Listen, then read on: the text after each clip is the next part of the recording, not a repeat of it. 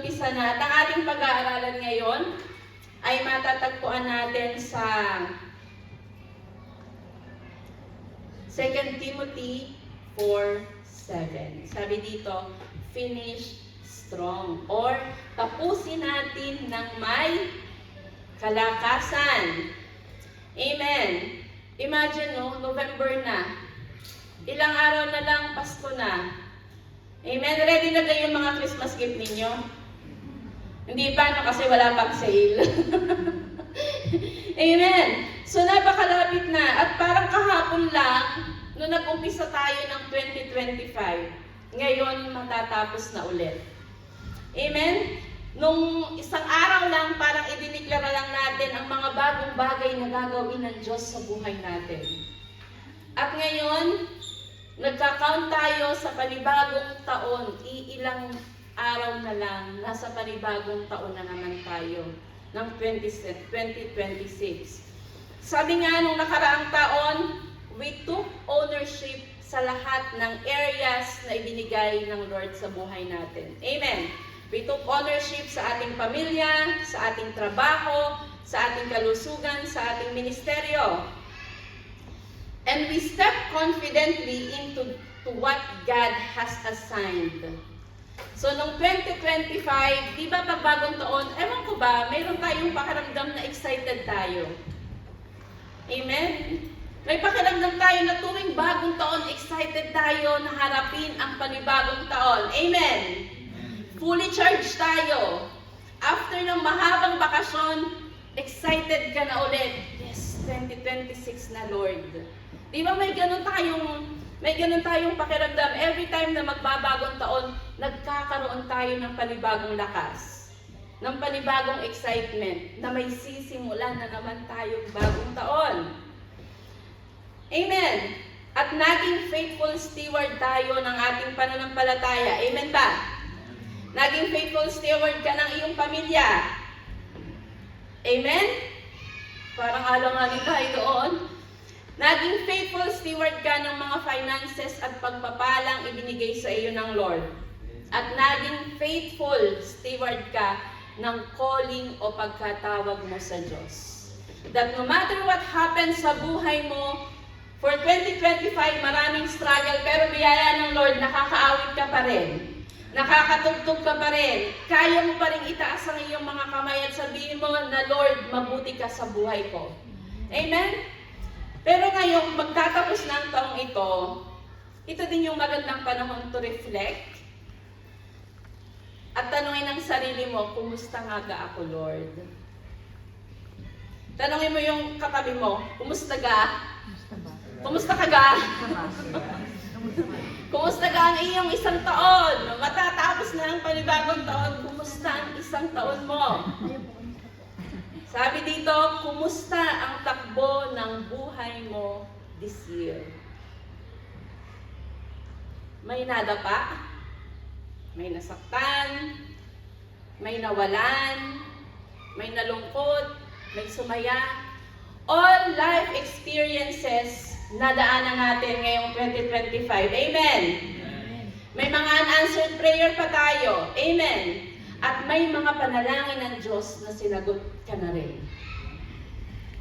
Tingnan mo nga yung iyong katabi. Kung maraming panalangin ang sinagot, mga excited. Sabi dito, did you run your race well?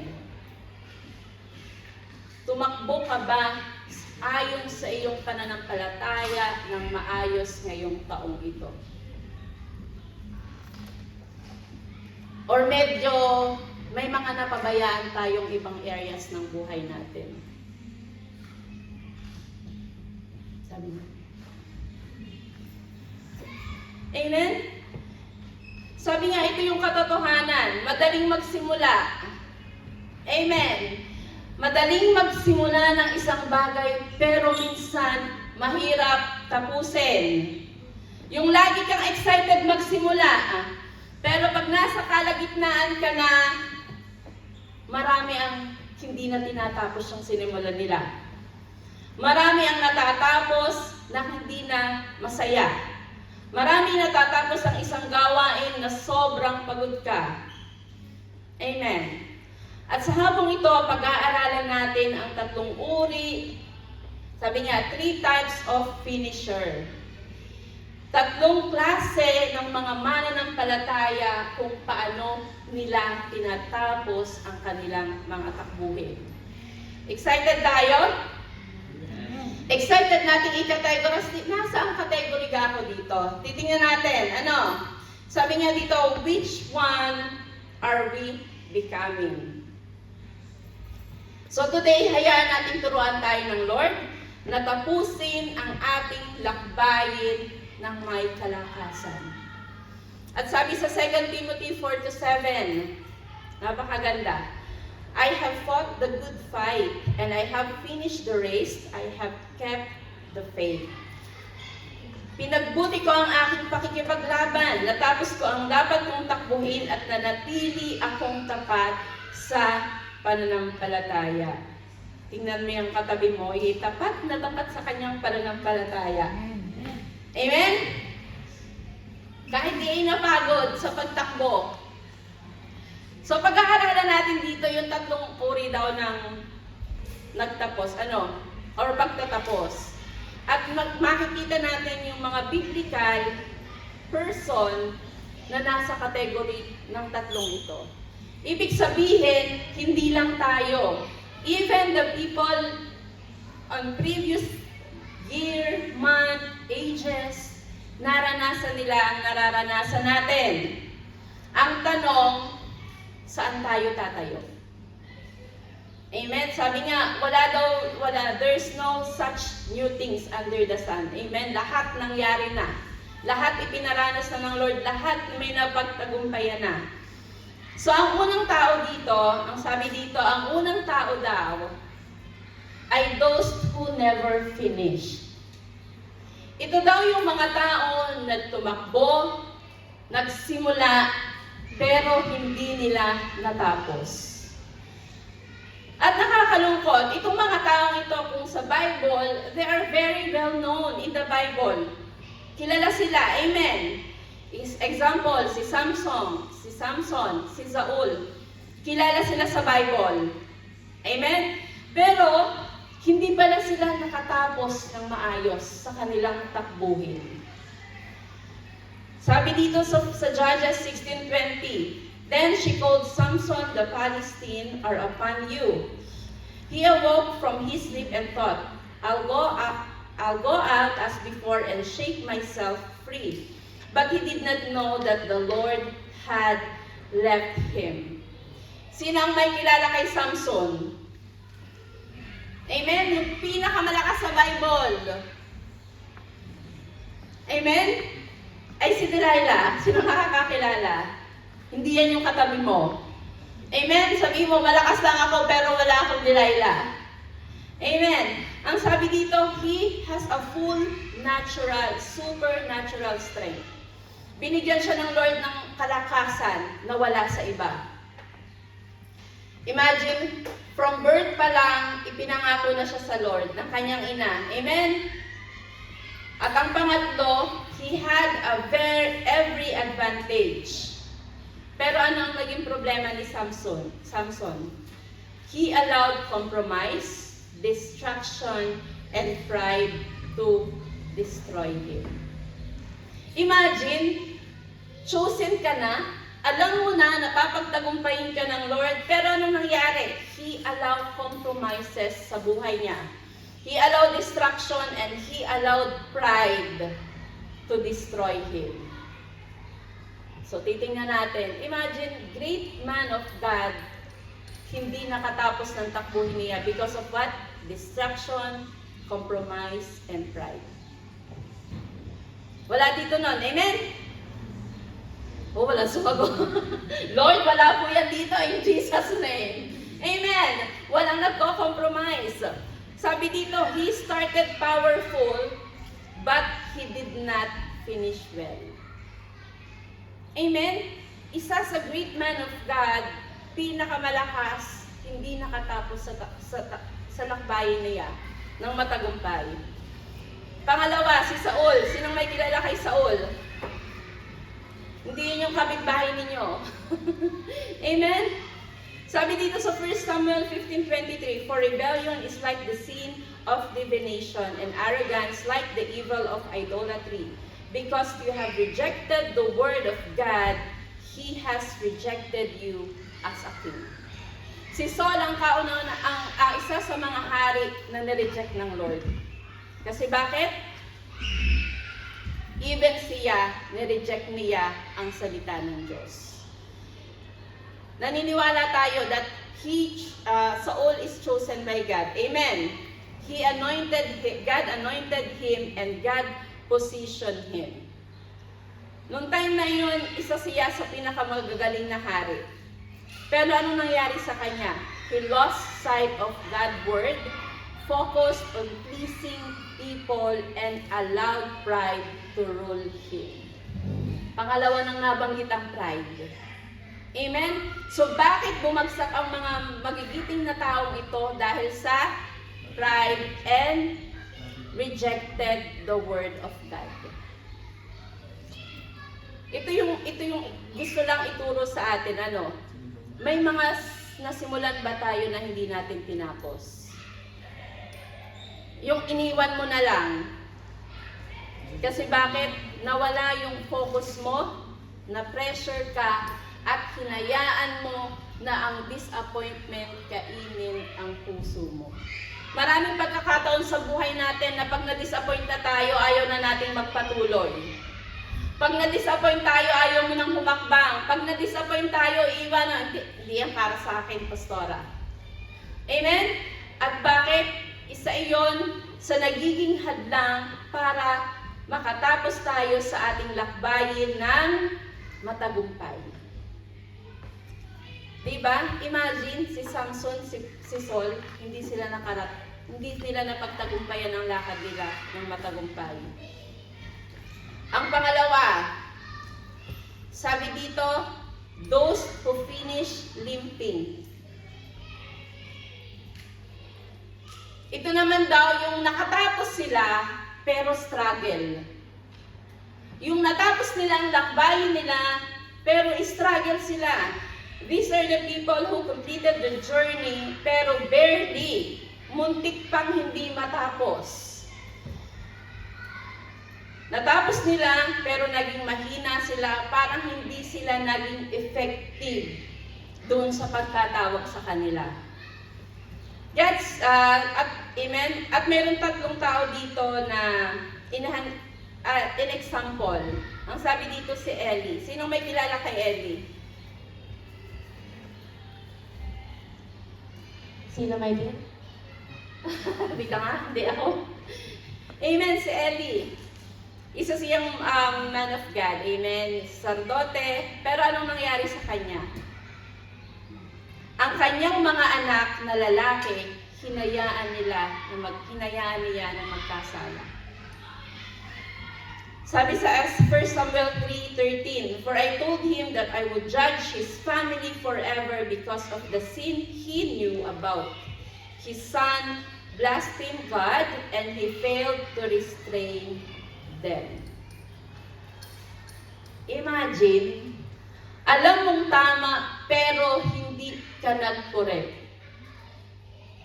So may mga pagkakataon sa buhay natin na binibigyan tayo ng pagkakataon ng Lord na i-correct. Especially siguro mailan tulad natin dito ang ating mga anak. Ipinagkatiwala ng Lord ang ating mga anak sa atin at bilang mga magulang nila, alam natin kung saan dapat sila. Amen. Pagka ang inyong anak ay nagbibisyo, sasabihin mo, sige, diyan ka na. Di ka hindi, papaalalahanan mo. At anong nangyari kay Eli? Nagbulag-bulagan siya.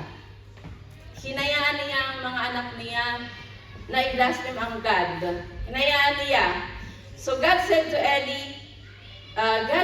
Eli did not correct his son. He tolerated what was wrong. He finished his life, but with heavy consequences. Ayaw natin nito. Amen. Ang pangalawa, si Gideon. Na-remember ninyo yung i-preach ko about him? Yung the journey isn't over, press on. Si Gideon ang example ko doon. So ano nangyari dito? Gideon made the gold into ephod, which he placed in Opara, his town. All Israel prostituted themselves by worshipping it there and become a snare to Gideon and his family. After winning the battles, nag-create siya ng idolatry na nag-lead sa Israel to fail. Amen? He led Israel well at first. Unang-una, inilid niya ang Israel sa maayos na kapamaraanan. But as the times goes by, he failed to guard their spiritual direction. Kaya anong nangyari? Natapos ni Gideon ang kanyang laban, pero struggle siya. Natapos niya ang kanyang pananampalataya, pero hindi naging maganda ang takbuhin niya. At ang pangatlo, very well-known king, si Solomon. Imagine, nandito pala siya sa pangalawang ito, those who finish limping o nahihirapan. Isa si Solomon sa wisest person ever lived. Amen. Siya din ang isang richest and the most powerful king during his time. Pero anong nangyari? He failed. Anong nangyari? He compromised and his heart shifted away from God. Imagine, itong mga taong ito, nakakala natin na pagtagumpayan nila ang lahat ng bagay, oo, pero naging struggle sa kanila ang paglakad nila bilang isang Kristiyano. Nakikita na natin ang ating mga sarili. Di ba, hindi pa? Nandito pa tayo sa laban. Amen? At ang sabi nga dito, some of us are not quitting, but we're not running well either. Marami sa atin, hindi pa nga tayo nagko-quit, but we are not running the race well either. Anong ibig sabihin nito? Yung naglilingkod pa rin naman tayo, pero wala na yung passion. Nagpe-pray pa rin tayo, pero wala na yung intimacy.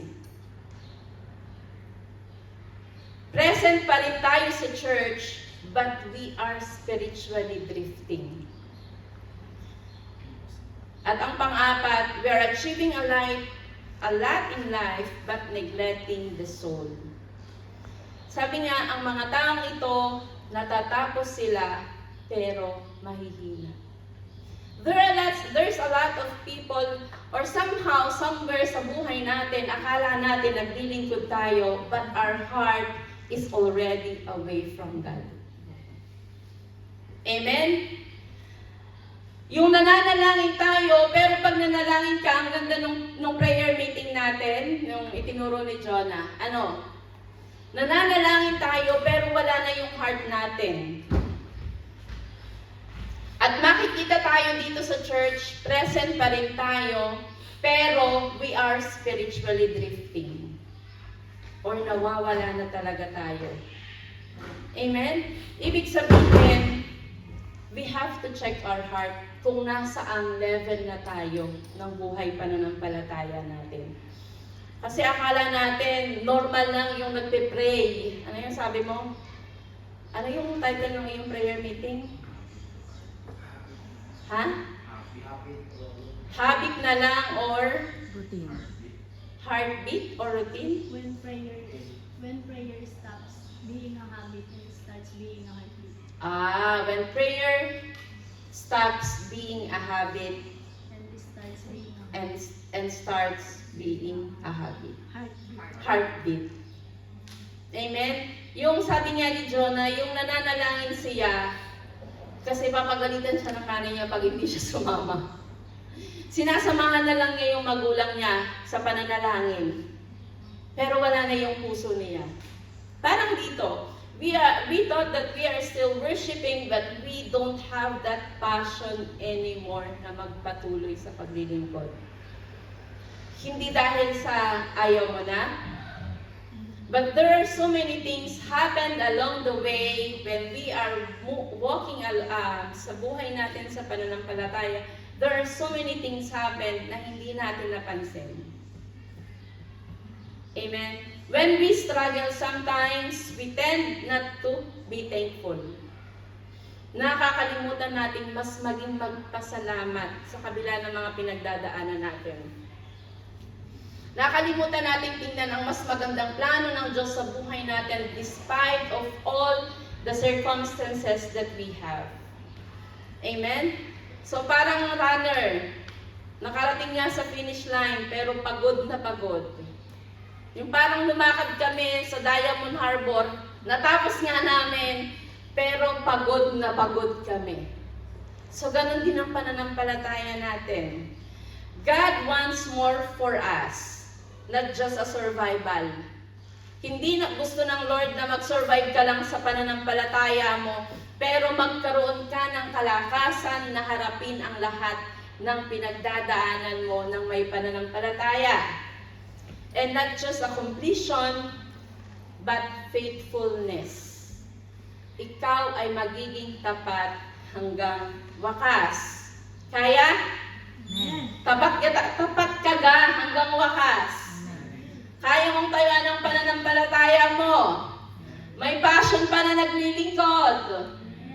Pag nagtaas ng kamay, hindi lang dahil nakita, sabi ni Bro Jerry, taas daw ang kamay. Yung kaya mong purihin ng Diyos despite of everything kasi galing siya sa puso mo. That no matter what happened, the passion of serving God is still there. Hawakan ng puso, Lord, nasaan na ang passion ko? Kumusta ang battery ng iyong passion sa paglilingkod? 100% pa ba? Oops, wala lang 100% ang battery ngayon. 80%, 70%, 50% or draining na ang battery mo. Yung passion mo sa paglilingkod, draining na. Amen? At ang pangatlo, ito yung nakakatuwa. Those who finish strong. So these are the heroes of faith, not because they were perfect, but because they were faithful to the end. Amen? At itong mga taong ito, kung mapapansinin nyo ang mga taong ito hindi naman sila perfectong lahat. Si Abraham, si Moses, si David, si Paul. Itong mga taong ito, hindi sila perfect. Amen? Si Abraham, anong nangyari kung bakit niya natapos ang lakbayin niya ng malakas? Ang sabi dito sa Genesis 15:6, Abraham believed the Lord and he credited it to him as righteous. Even when the promise took years. Imagine kung kailan siya matanda, ang sabi ng Lord, bibigyan kita ng anak. Amen? Matanda na ba siya or bata? Di ba may edad na siya nung ibinigay ang kanyang anak? Even when he was old, even when the situation seems impossible, anong nangyari? He kept the faith. Pinanghawakan niya ang salita ng Lord na mangyayari. So may mga salita ba ang Lord na ibinigay sa inyo na, teka Lord, parang imposible. Teka Lord, parang yung mga ipinangako mo sa akin, mag-iisang taon na wala pa. Parang yung mga ipinanalangin ko, hanggang ngayon Lord, hindi ka pa sumasagot. Kaya mo pa bang hawakan ang mga ipinangako ng Lord sa buhay mo, even things seems impossible? Or binitawan mo na? Binitawan mo na sa panalangin, ay siya, sige Lord, baka hindi mo talaga kalooban yan. Di ba ganun tayo mga Kristiyano? Para hindi masyado masakit sa ating dibdib, anong sasabihin mo? Ay sige na Lord, hindi talaga siya para sa akin. Binitawan mo siya sa panalangin. Kasi bakit? Imposible na kasi Lord. Imposible na, Lord. Tingnan mo naman yung sitwasyon, Lord. Imposibleng mangyayari pa. Ang ginawa, binitawan sa panalangin. Pero si Abraham, kahit matanda na siya, pinanghawakan niya na magkakaanak ako. Amen? So, yung gusto pang magkaanak diyan, pwede pa. Amen? Ang pangalawa, si Moses. We know that Moses, he is very, hindi siya makapagsalita ng straight. Yan ang kanyang kahinaan. Sabi dito sa Numbers 12-7, but this is not true of my servant Moses. He is faithful in all my house. Sabi dito, faithful in God's house. Tapat pa ba tayo sa kaharian ng Diyos? Amen? Tapat ka pa ba sa paglilingkod mo sa Lord? Or nasa edge na tayo ng it's because of our responsibility na lang?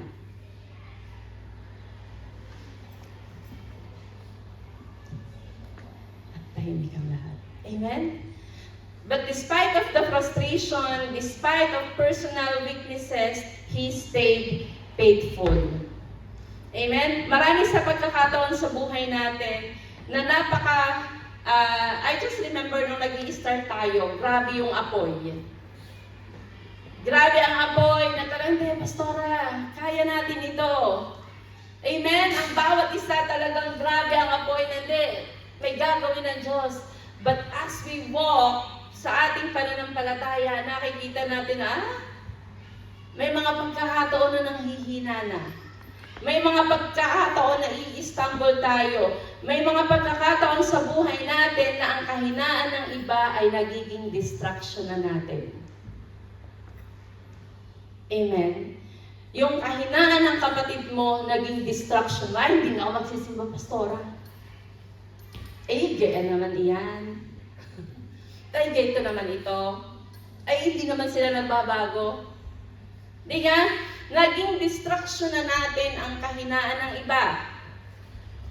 Pero, kay Moses, despite of everything, he stayed faithful. Even ang mga kasama niya, reklamador. Amen? Habang tumatawid sila sa Red Sea, ano mga kasama ni Moses? Lahat reklamador.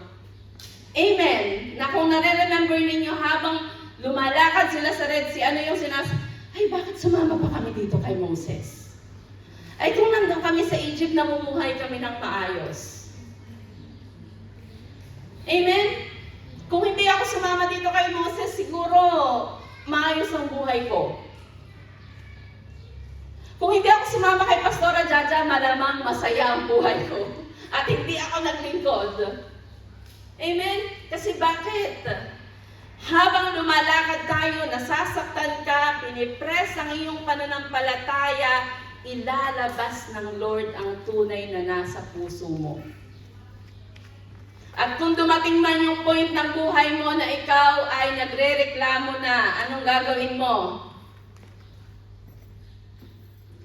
Di, itutuloy ko na itong pagre-reklamo ko, natatapos ng 1 taon. Di ka? Habang ikaw ay lumalakad sa iyong pananampalataya, anong gagawin mo? Remain faithful. Sa tingin ninyo, madali, mahirap?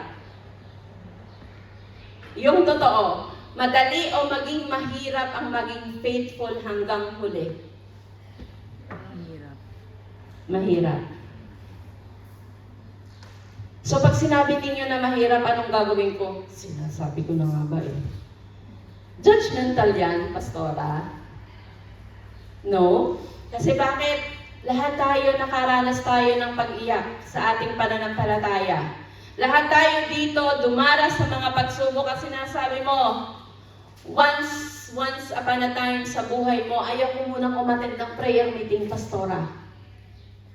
Ayaw ko munang mag-live group, pastora. Ayaw ko munang mag-Sunday service, pastora. Kasi bakit? Nasaktan ka. At naging distraction mo ang mga sitwasyon na nagkameron ka sa buhay mo. Sabi ko nga, alam mo yun, sabi ko kay Daddy, ang hirap pala kumawak ng ministry, no? Kasi nung assistant pastor ako, pag ayaw kong mag-preach, okay lang. Sasabihin ko lang, ay masama ho ang aking lasa.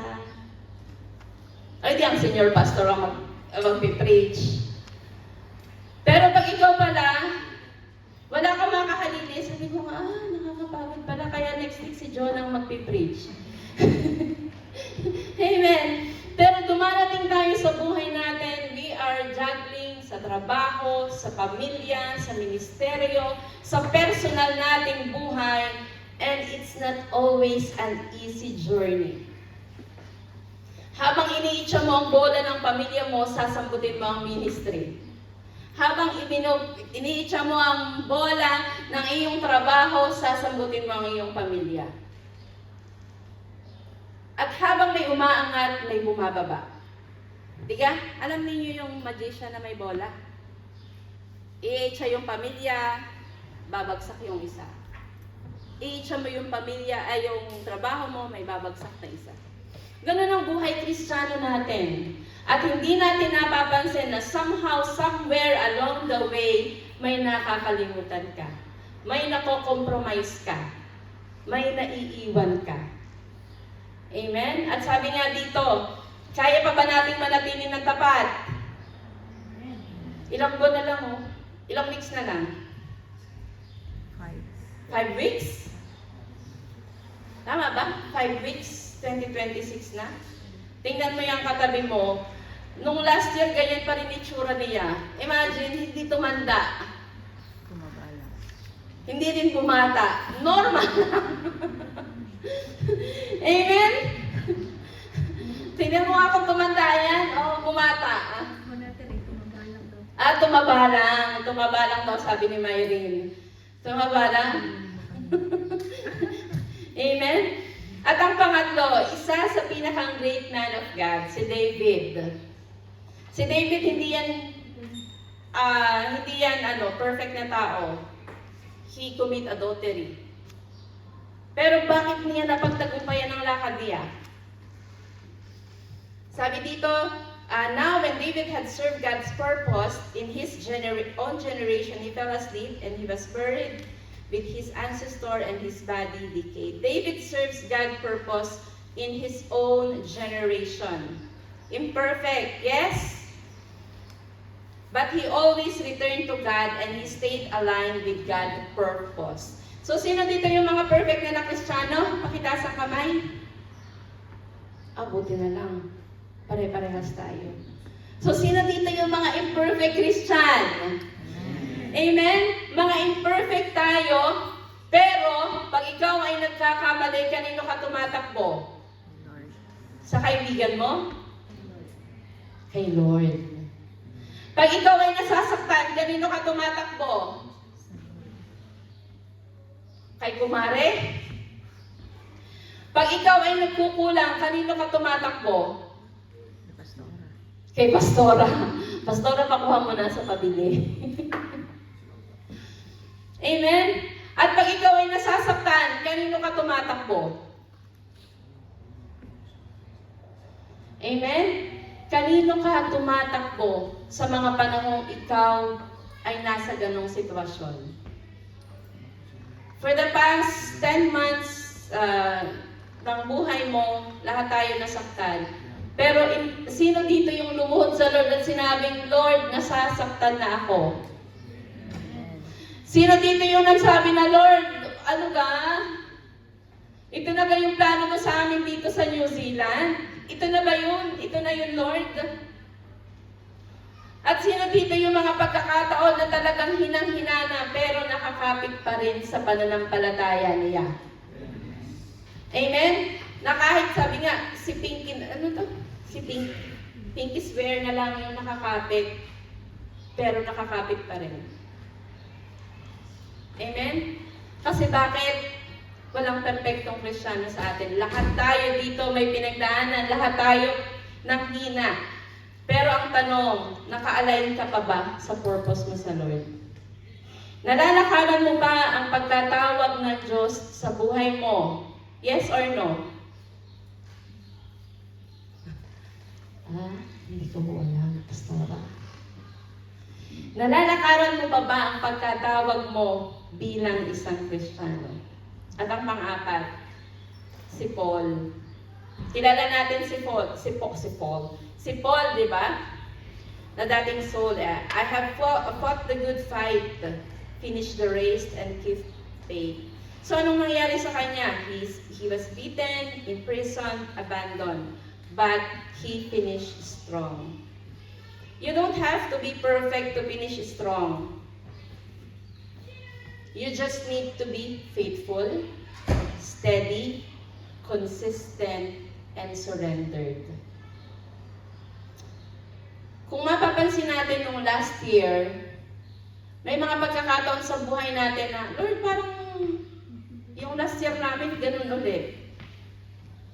Napansin niyo ba yun? Yung parang last year, ganun tayo. Ngayong taong ito, ganun tayo. At sa mga susunod na taon, ganun pa rin tayo. Ano yung kulang natin? Have we really surrendered our imperfection to God? Or sige lang, Lord, basta masaya lang ako naglilingkod, okay na ako. Pero ang pagkatawag ng Diyos sa buhay mo, nalakaran mo ba? Amen. Actually, nung inaano ko ito, sabi ko, naku Lord, parang ako nasa pangalawa pala.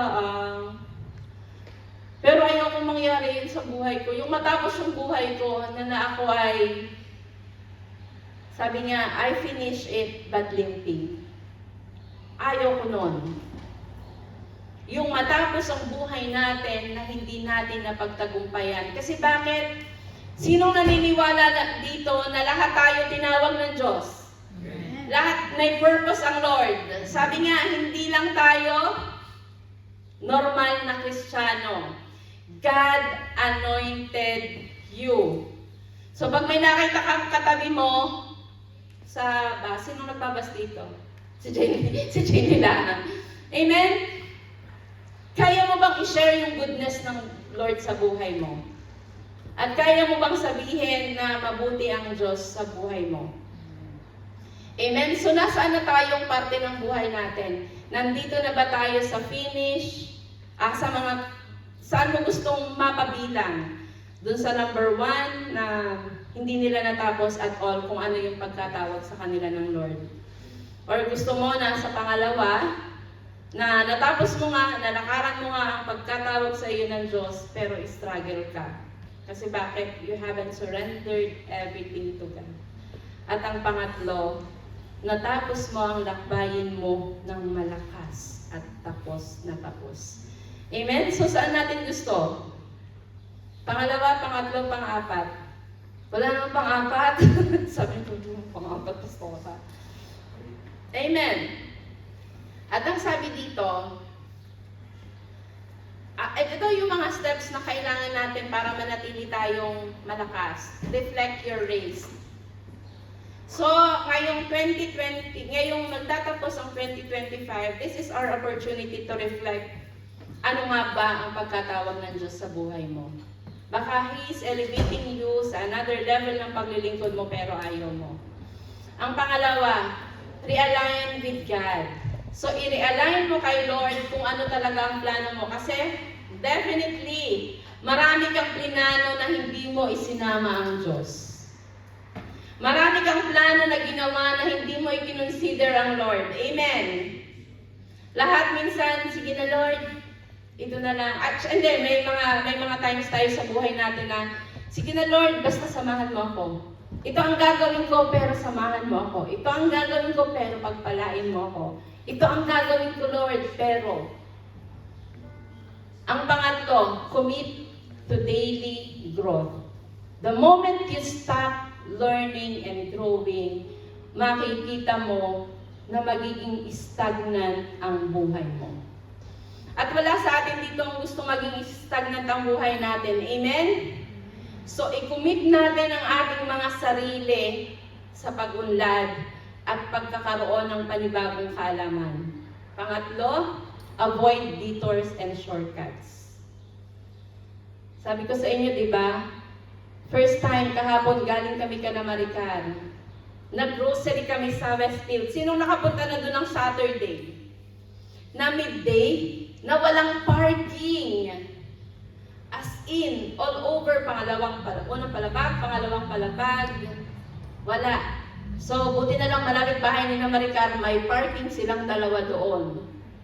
So, to cut the story short, doon kami nag-park, nag-grocery kami ni Maricar. At nung pauwi namin, naisip ko na yan, magle-left turn na lang ako para walang ano ba? Hindi ako, maglulongkat na lang ako, magle-left. Kasi di ba paglabas mo mag-right ka sa Matipo Street? Naisip ko magle-left na lang ako hanggang all the way to paikot. Pero sabi ko hindi, kailangan ko mapagtagumpayan ang right turn na ito. So almost 30 minutes yata kami doon ni AJ. At biyaya ng Lord. Alam mo yon, after ilang minutes namin dun sa lane na iyon, yung feeling ko nga, sabi ko kay Daddy, yung naririnig mo na yung mga kasunod, tagal naman itong babaeng itong mag-right turn. Ano ba yan itong babaeng ito? Hindi yata marunong mag-drive. Yung feeling ko, pinapagalitan na ako ng mga nasa likod ko kasi ang tagal kong mag-right turn. Tapos feeling ko, sayang, hindi pa pinasukan ng babae. Yung mga ganun, yung naririnig ko na yung mga sinasabi nila. Tapos alam niyo yun, nung naka-right turn ako, nag-aapiran kami ni AJ. Alam mo yung sobrang saya ko, praise God, baby! Nagawa ko!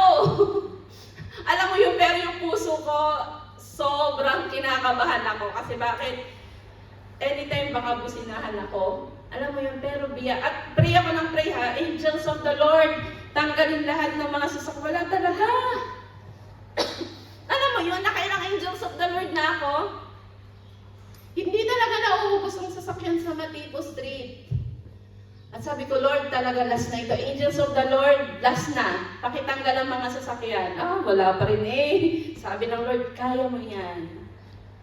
Amen? At ganoon din tayo sa ating pananampalataya. Sometimes, sinasabi natin sa angels ng Lord, kasi pwedeng utusan daw ang angels, di ba?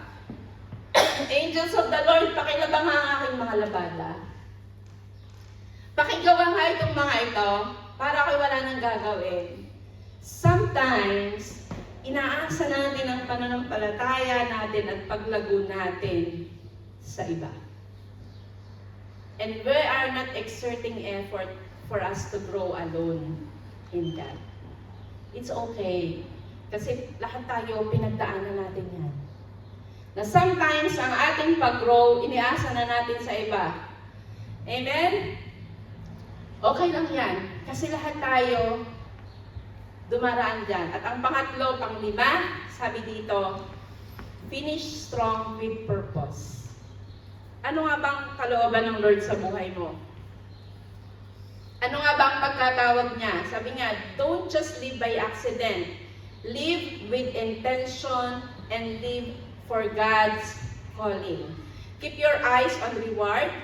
Keep your eyes on God's glory, God's purpose, and the eternal life that He has promised you. So ngayon, sa pamilya, kapuso, God is calling us to finish this race strong. Not perfect, but faithful. Kaya tingnan mo yung katabi mo, mukha nagang faithful. Amen? Faithful ka? Mukha nagang faithful? Sabi dito, never finish the race nang hindi natin isinasangguni ang Lord.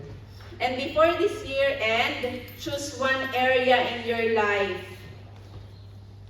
Isa lang muna. Choose one area of your life that you will commit sa Lord. Nasasabihin mo, Lord, tatapusin ko ang taong ito nang ako ay malakas. Isang area lang ang hinihingi ng Lord sa atin. At ano ba yung area na hinihingi sa iyo ng Lord? At sinasabi niya, anak, ay tapusin mo naman iyan.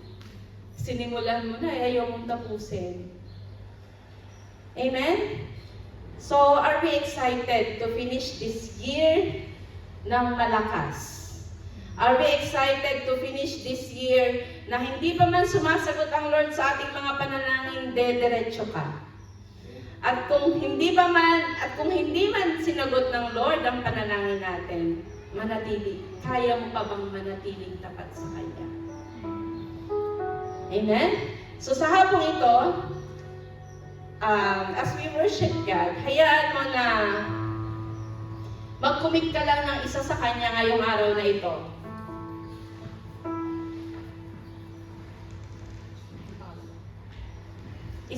Isang commitment lang ang hinihingi niya sa iyo. It's either your family, it's either your finances, it's either your work, it's either your ministry, or it's either the calling that God has given you. Amen? So isa lang ang hinihingi ng Lord, sabi dito, just choose one area of your life that you wanted to commit. At sabi nga dito, God will occupy it, just commit it, and you will finish strong. Amen? At sa hapong ito, hayaan natin na bigyan tayo ng kalakasan ng Lord na tapusin ang kung ano yung nasimulan natin. Hayaan mo na i-restore niya yung passion mo. Hayaan mo na i-renew niya yung focus mo at hayaan mo na i-empower ka niya for His glory alone. Tayo po ay makakatayo at hayaan natin that as we prayed, as we commit one area ng buhay natin sa Lord, sabi nga, maging totoo tayo sa Lord. Amen? Kasi we cannot hide anything sa Kanya. Hallelujah. And let's worship Him.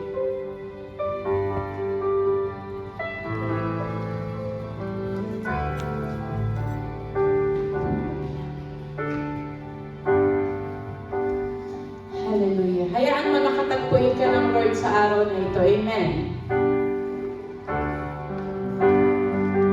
Hallelujah. We worship you, Jesus. At habang nananalangin ka, i-commit mo yung isang bagay. Or hayaan mo na i-refresh ka ng Lord. Kung ano yung mga bagay na itinulis mo sa Kanya nung nagsisimula ang taong ito, na tumigil ka sa gitna. Amen? Hallelujah.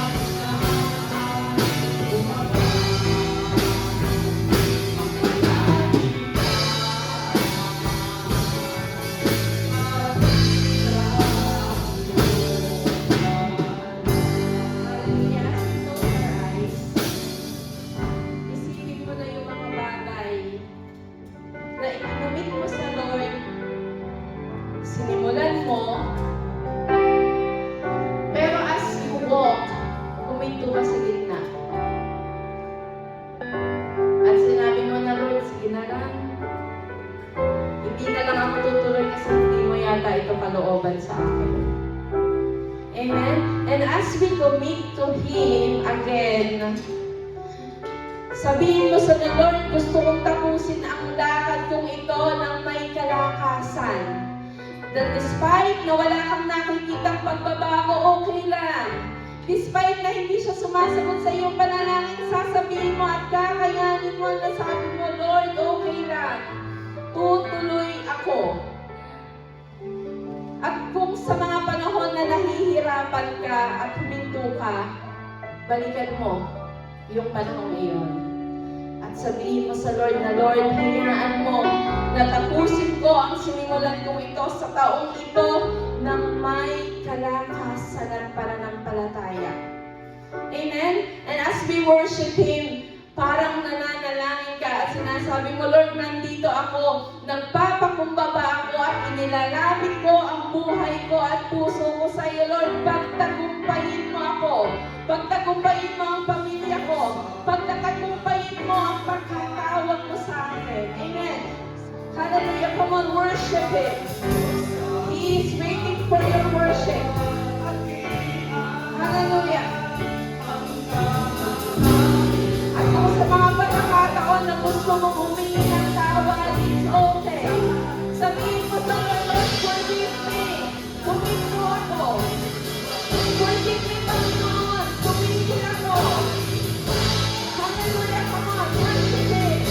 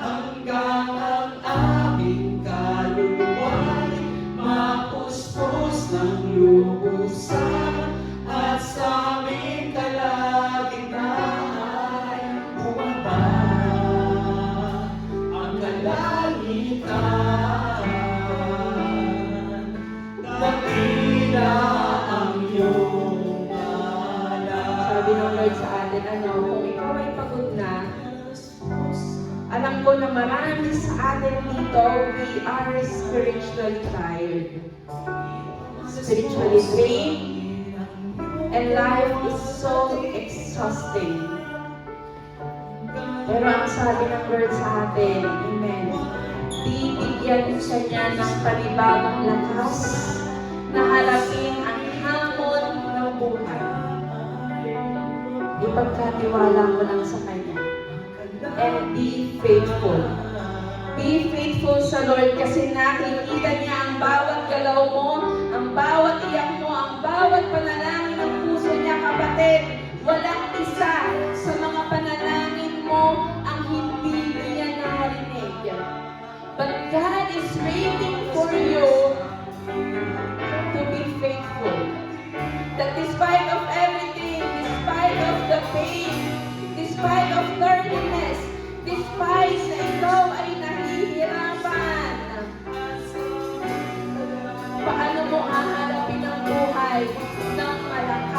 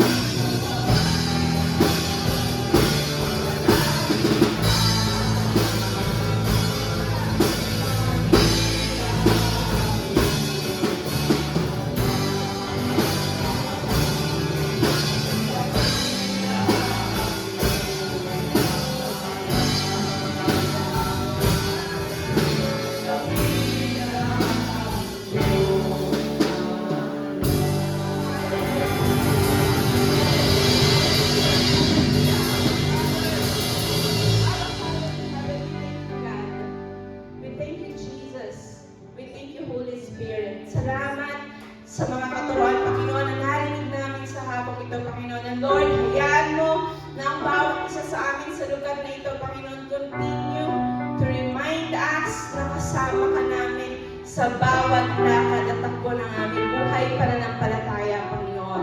Kasama ng pamilyang ito, Panginoon, idinideklara namin, Panginoon, na matatapos namin ang taong ito ng may katagumpayan, na kami malakas at kami patuloy na mananatiling tapat hanggang wakas, Panginoon. Maraming salamat, God. Sa iyo po namin ipinagkakatiwala ang lahat ng ito.